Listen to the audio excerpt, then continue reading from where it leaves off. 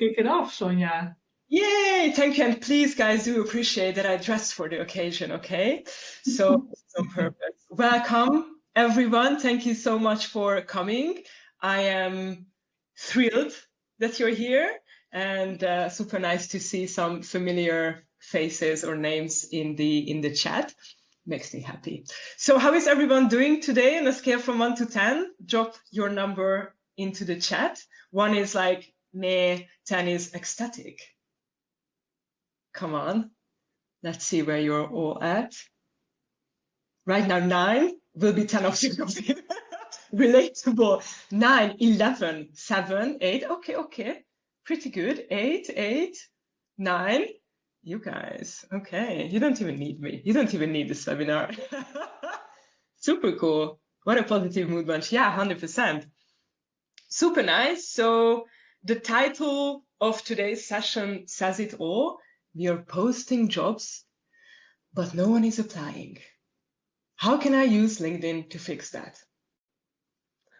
Little heads up and disclaimer, we strictly have 45 minutes, which is now 43. So I'm going to do my very best to give you as much information as humanly possible, but still not go crazy overboard with the speed. So if you do see that you just cannot process what I'm saying anymore because I'm going so quickly, do let me know in the chat, please. I will try to keep an eye on it. So if you're here, I am guessing at least one of these things is true. You're posting jobs and getting nothing. Your hiring managers are looking at you like you're the reason there is no amazing candidate in the pipeline, or the idea of posting one more time on LinkedIn just makes your soul crumble. And I see you, I've been you. This session is about how to do more with less, reach better candidates, and finally start seeing your recruiting efforts pay off in visibility, credibility, and actual results. So let's get the energy up for the next 41 minutes. I'd love to do a cool, fancy poll with you guys, but that's not an option. So we're going to do it the old-fashioned way instead. Please drop a number in the chat box to answer the question. What's your biggest challenge when it comes to attracting candidates? 1, no one is applying or only unqualified people are applying. 2, my hiring managers blame me for a bad pipeline. Boo. 3, I don't have time to post on LinkedIn. Okay, I see a lot of ones. Damn. It's literally just ones. Okay, I didn't see this coming. Super interesting. Let me see. One, literally just one. Neither, Dominic, get out. What are you even doing here if you don't have any of these issues? Okay, it's literally just one. So you guys all have fantastic hiring managers. Pretty good. And you guys are also all okay with posting on LinkedIn. Just one. Interesting. I will use the output of this quick research in one of my posts. All right, so I was going to say that if you want to say that all of the above is also a legit answer, of course, sad but legit. But I see that it's only the very first one, namely, no one or only unqualified people are applying. Thank you for your openness and for your vulnerability. I can definitely relate to the pain. So let's see where you are right now. You're posting jobs, but people who apply are unqualified or no one applies at all. You're getting a ton of those dear sir resumes. Or your hiring managers are breathing down your neck, but apparently gauging the responses in the chat, that's not a problem. Or you cannot really be bothered to post again on LinkedIn, knowing that it's only going to result in 2-3 likes and not a lot of results when it comes to the quality of your applicants. Now, here is the transformation. Jennifer, can you mute yourself because I can hear you typing. Cheers. So here's the transformation that we are aiming for after the session. You're attracting top-notch proactive candidates who are already curious about your company. Your hiring managers start to trust you, well, even more because they see that you're doing all the right things to draw people in. And instead of being invisible, you're building a warm, engaged pipeline without burning yourself out or being online 24/7. And this isn't about becoming a full-time content creator. It's really about making a few small tweaks, smart changes that shift how candidates see you and your company. And that is exactly what we're going to dive into today. Now, I know what you might be thinking right now. Hang on a sec. What's a career coach doing giving us a webinar on how to attract more candidates? Which is a totally fair question. So why am I the one talking to you about job posts, candidate drafts, and the battle of making your company look sexy on LinkedIn? Well, because I've been exactly where you are right now. I started out as a recruiter, juggling open roles, getting those urgent Slack messages from hiring managers, each of them claiming that their role is the most pressing one. And of course, having a pipeline full of meh applications. I've sat in those meetings wondering why our beautifully written job ads were getting zero traction. Even with a career site we were super proud of. Then I moved into employer branding, where I got to dig into the why. Why candidates were ghosting us, what made them hit apply, and how to actually make a company look human online. And now I work as a career coach. And here is the cool bit. I talk to job seekers every day. I hear directly from them about what they love, what they ignore, what turns them off, and what makes them trust a recruiter enough to actually even reach out to them. So I've been on both sides of the table, listening to hiring managers about why the role isn't filled yet, and listening to job seekers about why there are no companies out there willing to hire them. So today I'm bringing you the inside scoop, not theory, just real practical insights into how to show up better on LinkedIn so you can finally get great candidates into your pipeline without having to work twice as hard. Now, let's zoom out for a second, because there is a bigger problem at play here, and it's one that's messing things up for literally everyone involved in this process. We tell candidates, stand out. Make your application personal. Network. Send thoughtful messages to recruiters. But here's the thing. Are we, as recruiters, actually making that possible? Now, go look at the average recruiter's company profile. What do you see? A generic headline, no content, no personality, zero context about the roles they are hiring for or who they even are as a human. And when job seekers try to reach out, they don't really know what to say. There is nothing to hook into. No shared experience, no conversation starter. So while the best candidates are trying to differentiate themselves and build a relationship, we are unintentionally putting up walls. And that's the problem I want to fix today, because if we can show up better, more visibly, and more authentically, we don't just get more candidates, but we get better ones. And they feel like we actually want to hear from them. And now I'd actually like to ask you to go and have a look at your LinkedIn profile. If you're not one of us and you don't actually know what your LinkedIn profile looks by heart, please go and take a look. Bless my naive soul, I'm not going to assume that any one of you here is multitasking during the webinar and is actually getting some LinkedIn messaging done as we speak. So once you're on your profile, I'd like you to ask yourself the question: what outreach message could I write to myself based on my current profile? Is there anything personal?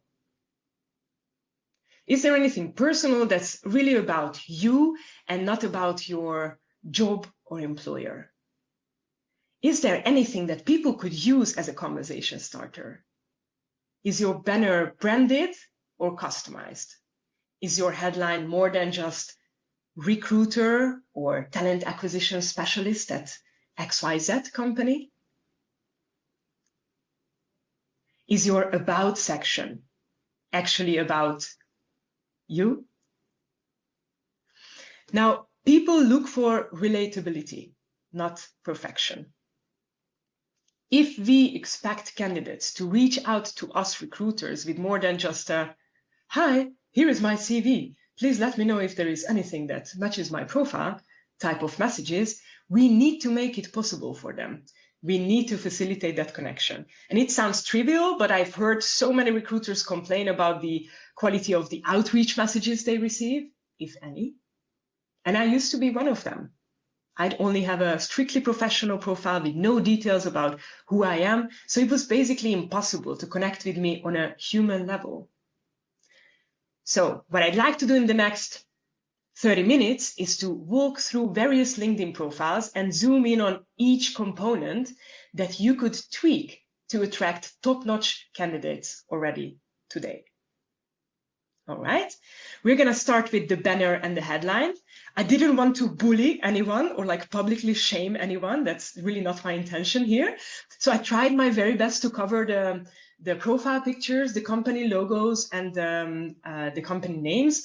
But if you do recognize your own profile and you're very happy and satisfied and feeling proud about that, please do share that in the chat and shout out. We do applaud you. Okay, now look at this banner and headline. It's sad, isn't it? These are real life examples, by the way. There is literally zero information about the person. Nothing I can use to initiate a conversation. I'm going to pause here for a second because I see some people messaging the chat saying that they cannot see my face. And I'm going to invite you, Jennifer, to fix the problem. Okay, Valeria says that it's all good on her side, so I'm going to assume that it's probably an individual issue. That sounded bad, sorry. Okay, so this banner is sad. I think we don't even need to spend more time on understanding why this is not a very helpful tagline and banner. How about the next one? This banner is still not very telling, but it is quite a bit better. The headline is better. Why? Because it has this bit, searching for the ones who are strong with the finance force. Now, this is something we can work with. I could easily imagine that a candidate uses this piece in their outreach by saying something like, "I've got the finance force," or whatever, using a Star Wars reference. I would love to mention more examples as for the Star Wars reference, but I have to admit that it's not my forte. I have not seen Star Wars. Sorry. So I hope you can see the difference between the previous example and this one. Now, this last example for the banner and the headline is one that is quite acceptable, I'd say. The banner is probably a brand photo of the employer this person is working for, but even this can be used to create a hook and a message that would catch our attention.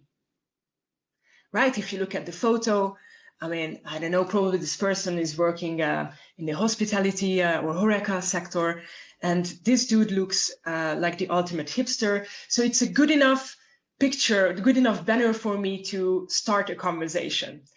And I have to say, I find it quite hilarious that I went through hundreds of recruiter profiles in the past days. So if you saw me lurking, yeah, that was for a reason. And this was the very first profile I came across that had something unique in the headline. And that unique headline happens to be literally catchy headline that attracts the best talent. As funny as it is, job seekers could easily make use of this sarcastic headline and use it to reach out to this person. So again, I invite you to have a look at your LinkedIn profile, your banner, your headline, and take a minute to think about how you can tweak it a little bit after today's session, so you could make the connection, the reaching out easier for those candidates who want to reach out to you. Now, let's take it one step further, your About section. This is where you can sound human, where you can talk about what you care about in your role, where you can mention what kind of people you love helping, where you can share the story of how you ended up in recruitment. And if you're like most recruiters, probably recruitment just happened to you, but it's still a funny story to share. Now, if I wanted to reach out to the owner of this profile, I wouldn't know how. There is not a single word in their About section. And I scrolled further, there was not a single personal information in their experience section either. This, however, is an example that we dig, and we dig it for the right reasons. They are giving us a ton of conversation starters. Now, I could reach out to this person with something related to Yoda. I don't know why Star Wars keeps coming back to me. I honestly have no idea. It is just the case. I could question their love for matcha and tell them that probably the issue is with me, but I think matcha tastes like mud. Sorry. Or I could yap about how much I'm also into downward-facing dogs, right? There is so much information here that I can pull and I can use as a conversation starter when reaching out to this person. Or this example. I know it's for a fact that the owner of this profile is here with us today. So this example shows us how we can frame our About section to make reaching out easier for others.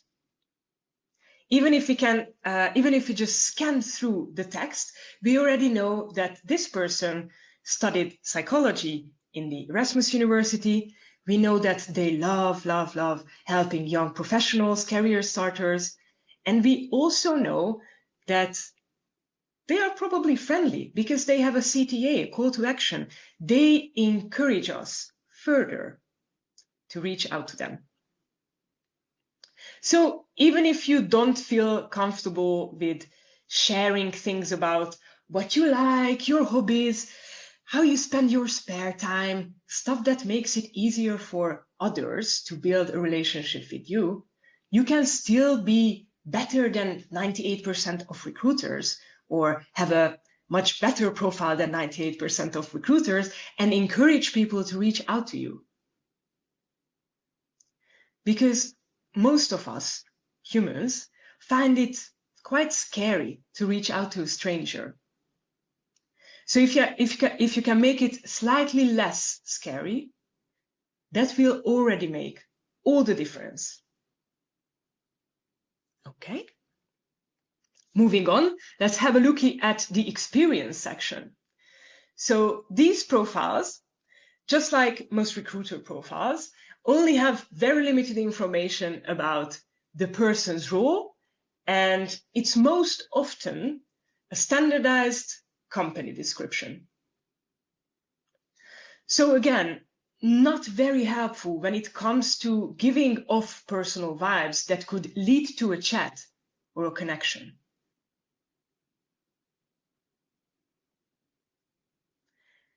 Now, one way we can spice up this part of your profile is by doing exactly what this person did. They tell us what kind of roles they hire for, the region they cover, and the specific job roles that they are responsible for. Why do we care about all this? Because great job seekers want to reach out to you. They want to find you, and they want to make sure that you are the recruiter responsible for the role they are targeting. And if you work for a company where there are more than 2 recruiters and you don't have a specific info on your profile about what you do exactly, the chances are they are going to have a very hard time finding you.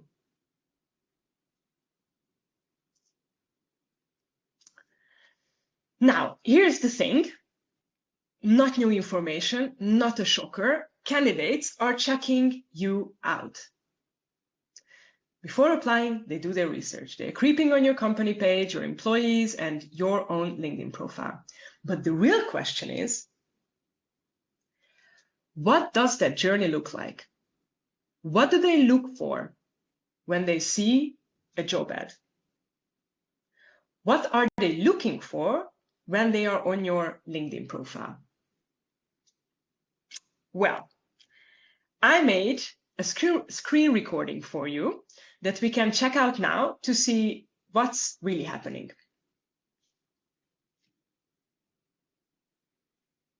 Okay, I'm going to stop here and there. So this person, let's say, is looking for a data analyst role. Well, data analyst role. So scrolls through all the vacancies and comes across this job ad at Dentsu. Okay, so they do the usual. They read through the job description. They figure out if they match the requirements. Yes, we draw the conclusion. We are just the perfect candidate. Fantastic, what we offer. Let's see, yoga classes. Told you I'm into downward facing dogs, so that's fantastic. Karaoke, why not? FIFA, okay, you already had me at yoga classes. So let's go and check out the person who I can reach out to. How do we do that? We click on the job ad, and there is either a section that says people you can reach out to, where I can actually check if I'm connected to the recruiter or someone who works at the company, or sometimes, obviously, you as a recruiter, your profile is indicated on the job ad. So we identified, try to highlight that, we identified that the talent acquisition partner, Christos, is someone who might be responsible for the role. We obviously go on the profile and check out the headshot because it's a very fancy, nice looking headshot. Cool. All right, let's scroll through the profile and see if I can actually find some information that I can use as a conversation starter. So in the headline, we saw talent acquisition partner and organizational psychologist. So maybe if I feel very creative, I can come up with a message around the fact that he used to study organizational psychology. But let's hope that I can find an even better piece of information later on the profile. Let's read the About section. My professional experience has taught me to combine communication, critical thinking, and problem solving. I developed strong interpersonal skills and learned to be both flexible and adaptable to different situations. I seek continuous learning and personal development. Okay, sure, it's great, but there is not a lot of personal information here that I can use to really differentiate myself when I reach out to Christos. Okay, how about his activity? Did he post something in the past couple of weeks or days that I can use to build a conversation? I see that he reposted something a month ago. Again, he reposted something 3 months ago. Yeah, there is not a lot of activity that I can base my message off on. How about the experience section? What's really good here is that he mentions the specific departments that he works for, so I can take a wild guess and figure out that he is indeed the person who's responsible for the data analyst role that I want to apply for, because he mentions here explicitly that he leads the hiring for the data positions. And if we go even further, I can see that he actually used to work as a psychologist, which is really cool. I love psychology. He also studied at Erasmus University. And I can get some more information about the topics he's really passionate about. Because he mentions here that he wrote his thesis about job crafting. Fantastic. So now I have a little more meat on the bone, a little more information I can use to really create a personal outreach for Christos. So tiny things, tiny tweaks can go a long way.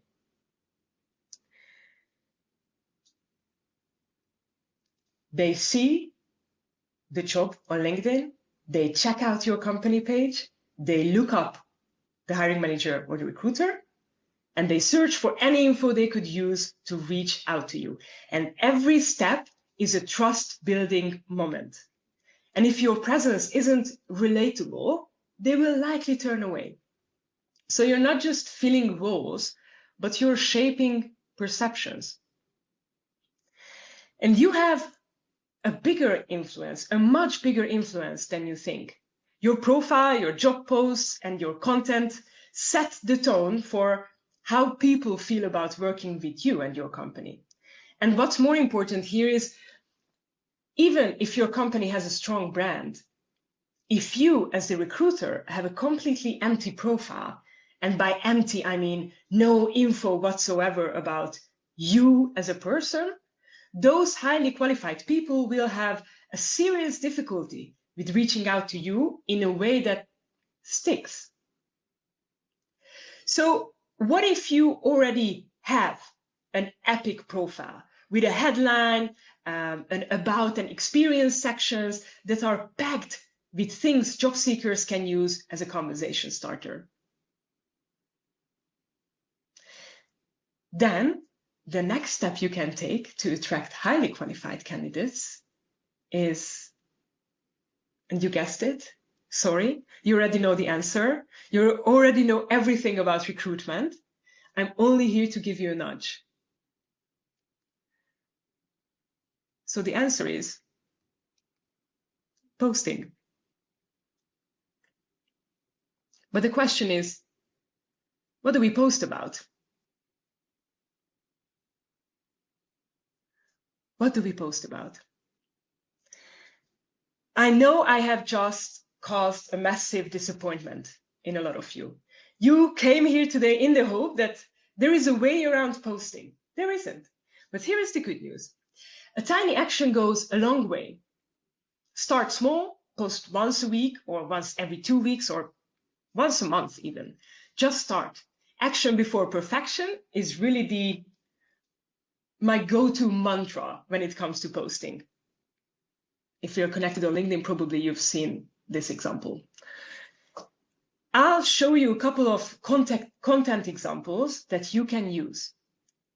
The likes of job updates, job openings, team stories, behind the scenes moments, quotes or everyday things, reflections or lessons, or even tips for candidates. You don't have to be perfect. Your post doesn't need to be perfect. You just have to be human. So, first off, job openings. Probably the most commonly used content type amongst you lot. And you can easily bring your jobs to life with a simple post like this one. This is not just any product designer role. This is for those who want to simplify healthcare access for everyone. This is for the ones who want to work with a team that's obsessed with real-world impact. We care about people, especially the people who want to work with us. That's why we get back to you within 5 days. That's why we don't ghost candidates. Don't believe it? Why not give it a try? Apply or share it with a product designer friend. Okay, so just to mention a few things that candidates can use to reach out to Donna after seeing her post. Real-world impact. They could easily craft a message about how much they share the passion of this company, or the fact that Donna mentions that they care about people and that, in fact, they care so much they do not ghost candidates. I mean, every candidate would be delighted to reach out to a recruiter who specifically posts about not ghosting candidates. Or another example could be saying something like, one of our engineers, Julia, joined as a junior. Wow, I didn't think this through. Julia joined as a junior and now leads a team of 5. It's interesting. Julia joined as a junior. Okay, sorry. So this role will work closely with them on launching our next product. Curious to learn more? Reach out to Julia. Okay, so you can tell a story even in 2 sentences. Stories stick, bullet points, not so much. Team stories is another content type. So let's see what we have here. This person posted the following. Yesterday, I finally met with my colleague in person, not my manager. He insists, after a long stretch of remote work, and honestly, it was so refreshing. Then they describe their experience about working from home and having all this freedom. And then they go on and talk about the company, what they do. They maintain an international network of top-tier professionals in high-tech and engineering. They talk about how the company supports relocation. They talk about how they partner up with leaders in the Dutch high-tech landscape to really craft job descriptions that are properly thought through. And they further talk about how they spend a lot of time with the candidates to listen to them carefully and to understand what challenges, what opportunities would fit them the best. So there's so much information here in this one post only that I, as a candidate, could use to start a conversation with the person. So what gets attention is a story about a recent hire or how they are thriving, a little story about why you are hiring for this role as an explainer. So a little bit more than just, we are expanding the team, like just give us a little more, because people love to read stories. Keep it short, keep it real, keep it relatable. People really do not want something polished and perfect. They just want to see the people behind the company. That is what's going to draw them in. Or another example, the content type I like to call is quotes or everyday things. So these are the bits that will give an insight into the company culture. Like what you see here, this person was recognized as Employee of the Month. They talk about how supportive the culture is and so on. And they also use this opportunity to mention the job openings. This, again, is a brilliant example of what candidates could use to reach out to you. So they can reach out to this person and congratulate them, praise them. The gods know that we all love to be praised. So whenever someone reaches out to you and they give you a compliment, the chances are you are going to get back to them because it just feels very good for your ego. Or another example. Harvey says, little moments like this remind me why I recruit for this team. To be honest, our Slack communications are quite unhinged. Can relate. So it was difficult to take a screenshot that wouldn't hurt our reputation. This was one of the ego rubs I got after giving a training to the new teammates. Want to be part of this outrageous gang? By the way, we are hiring. And then you have a very simple screenshot of a Slack conversation where someone says you were amazing. So was the group, Gezelligheid was off the charts. A very good example, I could easily imagine candidates shooting a message to Harvey and say, hey, I can definitely feel you when it comes to unhinged Slack communications. And actually, I should be a lot more wary about my digital footprint or whatever. But you see, the idea here is that it's something personal, and candidates can easily use this post to reach out to Harvey. And then the last content type I wanted to talk to you about was the lessons, the reflections, the tips. So you can position yourself as a thoughtful recruiter, not just a job poster, not just someone who creates the job opening, pushes out through the ATS, which will then automatically appear on LinkedIn, and then repost the job opening as a post. Not very helpful. So this post here is a prime example of how you can share a failure or a hiring challenge and how you handle it with humanity. So let's see. This person says, how to build trust with candidates without pretending to be perfect. Candidates value authenticity. When we acknowledge missteps, be they a delayed response or a scheduling issue, and actively work to rectify them, we demonstrate reliability and integrity. On the flip side, job seekers often believe that showcasing perfection is the key to landing a role, and so on. So what happens here is that this person is expressing vulnerability. Maybe they fucked up their scheduling, or they were very late with replying to a candidate, but they dared to post about it. And again, this could be used as a conversation starter. What's more, it builds trust besides creating a conversational thread. Or this person here gives a tip on how to boost. Yes, Julia, that was you. Or this person here gives a tip on how to boost creativity before an interview. So job seekers could easily use this post to start a chat and let them know that they've tried their tip and it worked. So let's see, it says you want to boost creativity and clarity before a meeting or interview, try this simple brain hack. As a psychologist at heart, other one of us, and lover of art, it rhymes, I recently got into art therapy and I discovered something simple but fascinating that can be easily applied to everyday life. Again, if I were a candidate, a top-notch candidate, I would definitely reach out to this recruiter and say, hey, I'm super keen on knowing more, learning more about art therapy. How are you getting on with that? And by the way, I've tried your tip. The exercises that you mentioned in the post, they actually work. Fantastic. Thank you so much. What made you post about them? Very easy thing to build a conversation on.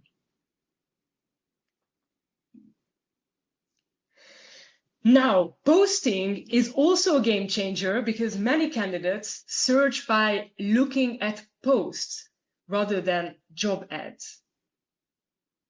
This way, they can directly identify the recruiter or, in some cases, the hiring manager.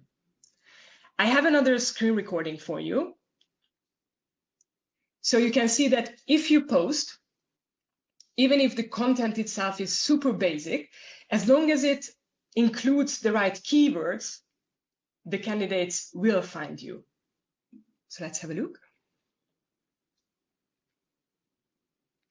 So say I'm a copywriter in the Netherlands. This is one of the ways I'm going to search for a job opening.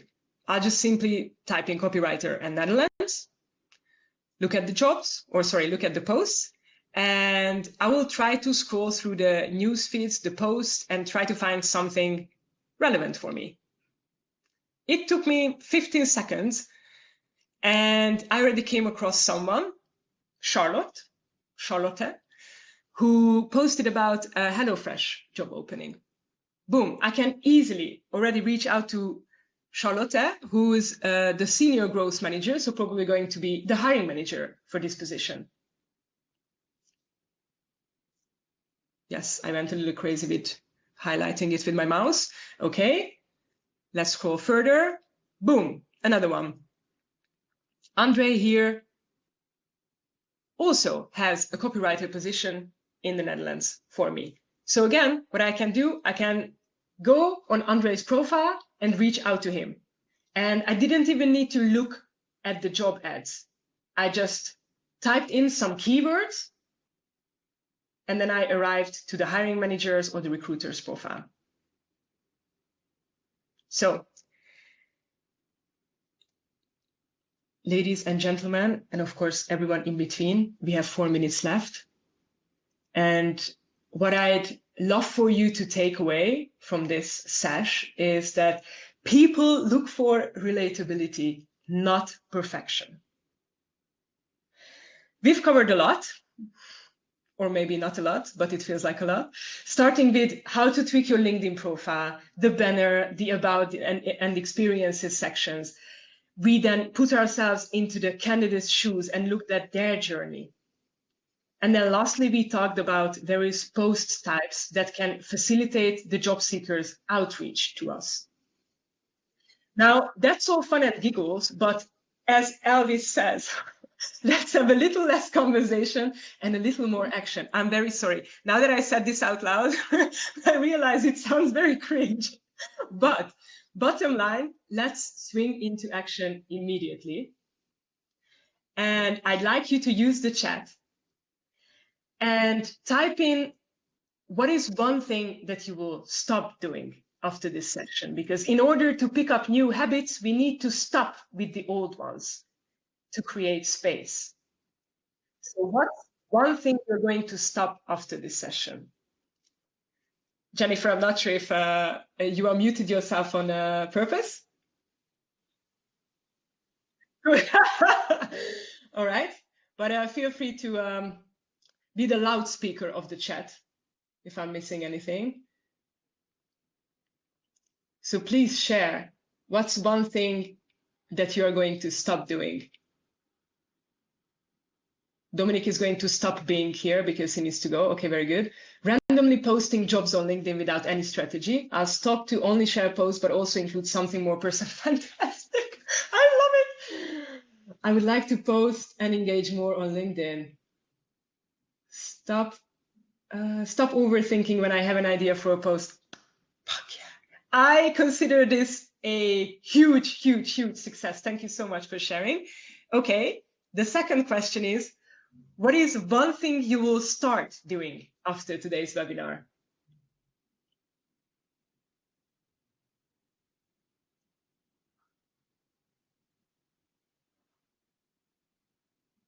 Okay, the suspense is killing me. But I saw from the previous messages that many of you want to post more regularly and just not overthink it, just do it. Okay. Thinking more strategically about content, I will post. Very cool. Very cool. All right. We have less than a minute, so I'm going to wrap up real quickly. If we are not connected yet on our beloved platform where we probably all spend an unhealthy amount of time, please, hereby, I invite you to bond with me and also let me know what your takeaway is. If you have any follow-up questions or want to lol in the chat, I'm always open for that. If you have any questions, I'm more than happy to do a recording after the webinar to address your questions. And yeah, as Emma Thompson graciously signs off her late night show each evening, I'll steal her iconic line and say, I hope I have earned the privilege of your time. Thank you. Thanks, everybody. Thanks for joining. See you next time.